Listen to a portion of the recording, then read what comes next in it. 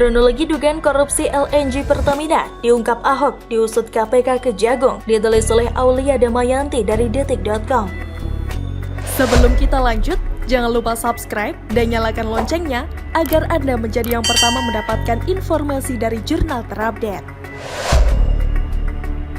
Kejaksaan Agung atau Kejagung Republik Indonesia dan Komisi Pemberantasan Korupsi atau KPK tengah melakukan penyidikan atas dugaan korupsi pembelian gas alam cair atau LNG di PT Pertamina Persero. Ternyata kasus ini sudah diungkap sejak awal tahun ini oleh Komisaris Utama PT Pertamina Persero Basuki Cahayapurnama alias Ahok. Meski demikian, saat ini Ahok enggan untuk berkomentar mengenai hasil audit internal. Ia mengatakan telah memberikan laporan tertulis ke Direktur Utama Pertamina, Nike Widiawati dan Kementerian BUMN. Bisa nanya ke Dirut dan Kementerian BUMN, sudah kami buat laporan tertulisnya, kata Ahok kepada detik.com Selasa 5 Oktober 2021.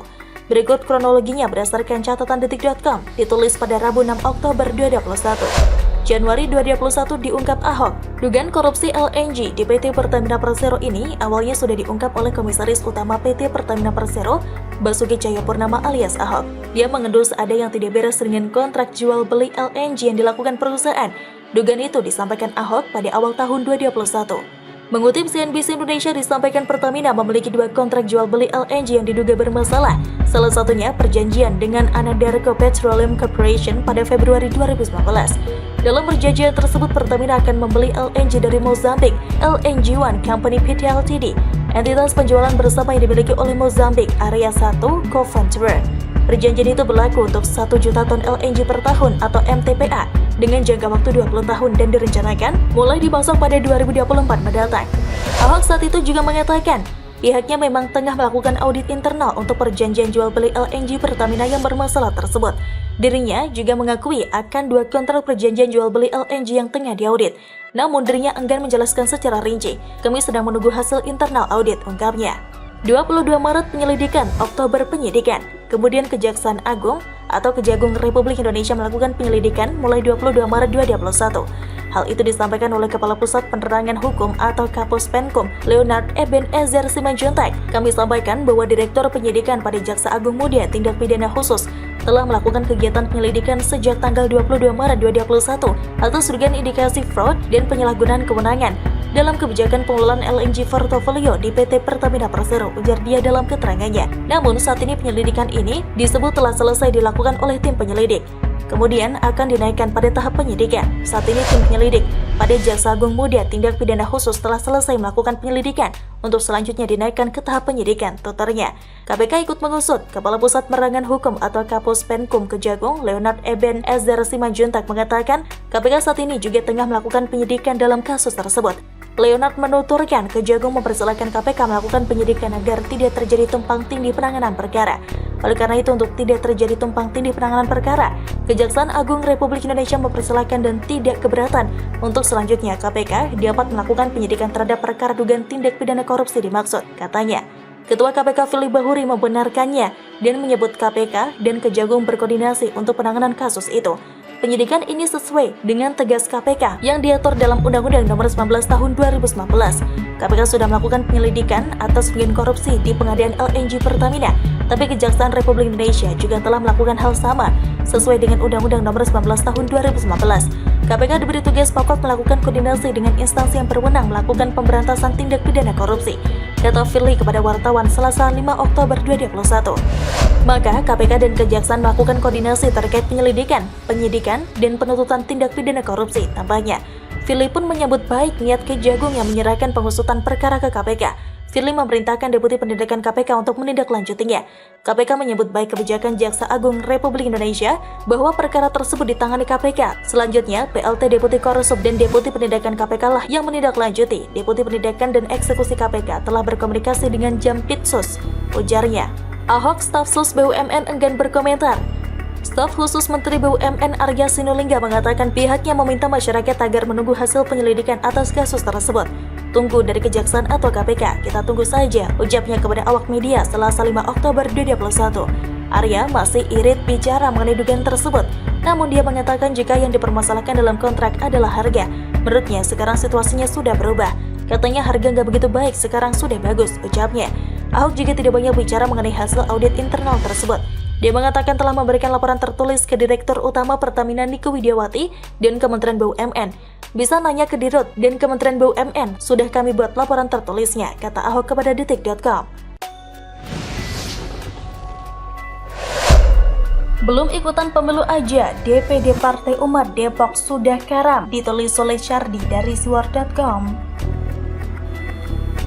Sebelum kita lanjut, jangan lupa subscribe dan nyalakan loncengnya agar Anda menjadi yang pertama mendapatkan informasi dari jurnal terupdate. Partai Umat, partai yang sangat kasihan sekali. Partai yang baru semurut jagung sudah dilanda berbagai masalah bagai bunga yang layu sebelum berkembang. DPD Partai Umat Depok dikabarkan karam, kayak kapal Titanic aja, karam-karam segala, hehehe. Masalah dualisme kepengurusan Partai Umat itu menjadi salah satu penyebab karamnya DPD Depok. Wakil Ketua DPD Partai Umat Kota Depok, Syahrial Chan, membenarkan kabar karamnya DPD Partai Umat. Dia mengatakan mayoritas pengurus DPD Partai Umat Depok membubarkan diri. Di media lain disebutkan kalau ada 31 anggota DPD yang mengundurkan diri dan 4 DPC bubar. Syahrial mengatakan pengunduran diri mayoritas pengurus itu terjadi karena berbagai persoalan yang disebutnya tidak mampu diselesaikan DPP Partai Umat. Salah satunya adalah dualisme dalam pengurusan Partai Umat di sejumlah daerah. Persoalannya, apakah Waketum mampu menunjukkan SK lain selain SK yang diberikan kepada kami? Dan persoalan lain adalah 10 kabupaten atau kota di Jabar mengalami hal yang sama. Tambahnya, setelah kami bekerja hingga DPP akhirnya lolos jadi partai, malah kami dihadiahi untuk meleburkan kelompok lain. Bagi kami itu menyakitkan, seperti hanya dimanfaatkan saja, habis manis, sepa dibuang. Kasus Bogor sama dan juga 9 kabupaten lainnya. Kasusnya mirip-mirip, di saat kita sudah bekerja malah disuruh berbagi struktur dengan kelompok yang sama sekali tidak punya andil apapun dalam pendirian partai. Jadi wajar bertanya kenapa memaksakan kami, sambung Syahrial. Nah, ini yang dinamakan kehebatan Amin Rais sudah tidak menular lagi. Amin Rais benar-benar mirip seperti pecundang politik yang kalah dalam segala hal.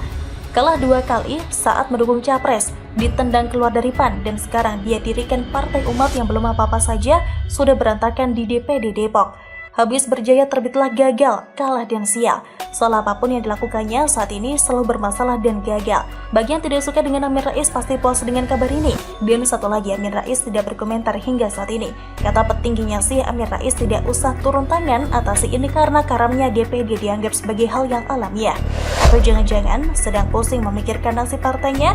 Yang penting jangan dikit-dikit salahkan Jokowi lagi terkait masalah ini deh. Amin Rais nyongsop sebelum berkembang, padahal kalau mau jujur, Amin Rais tidak akan pernah bisa berkembang lagi. Dia sudah tua, sudah layu, tidak tahu pasti apa tujuan Amin Rais mendirikan partai ini padahal sudah saatnya pensiun demi menenangkan diri dan membuat politik di negeri ini lebih adem dari ucapan-ucapan basi tak bermutu. Jangan-jangan mau jadi presiden, berharap partainya meraih posisi 3 besar sehingga bisa mencalonkan diri sebagai capres. Wow, amit-amit deh. Ketinggian sekali kalau mimpinya seperti itu, alias jarang bercermin. Karamnya DPD akibat mundurnya puluhan orang semakin menambah pusing masalah yang dihadapi oleh Partai Umat. Beberapa waktu lalu, Wakil Ketua Umum Agung Mauzi juga mundur pada 26 Agustus, lalu diikuti oleh Wakil Ketua Majelis Syuro Nino Warisman yang mundur pada 2 Oktober 2021. Ada apa gerangan? Tidak perlu pusingkan itu, yang jelas partai ini tidak solid. Ada banyak masalah berat, sehingga terjadi polemik di beberapa aspek. Kalau di awal saja sudah banyak masalah, apakah partai ini bisa bertahan? Kalau dilihat-lihat, partai ini akan menjadi partai pemberia politik. Oh iya, apakah kalian masih ingat dengan Buniani? Dia juga gabung ke partai ini. Katanya, Partai Umat adalah harapan dia yang terakhir untuk memperjuangkan dan mendapatkan keadilan. Alasan dia bergabung ke Partai Umat karena melihat platform yang diusung oleh parpol tersebut. Salah satunya karena Partai Umat mengusung platform menegakkan keadilan dan melawan kezaliman. Ini amar makruf nahi mungkar, kalau kita gak ikut, kita berdosa, itu saja. Semua orang harus ikut jika orang aja kebaikan, kata Buniani. Bombastis sekali, belum apa-apa saja partai sudah mau karam. Benahi partai sendiri saja tidak sanggup, malah mau mengatasi masalah di luar partai. Jangan-jangan di pemilu 2024 nanti malah tidak lolos ke Senayan. Alamat Pak Tua bakal jalan kaki pulang kampung dan pensiun dari politik.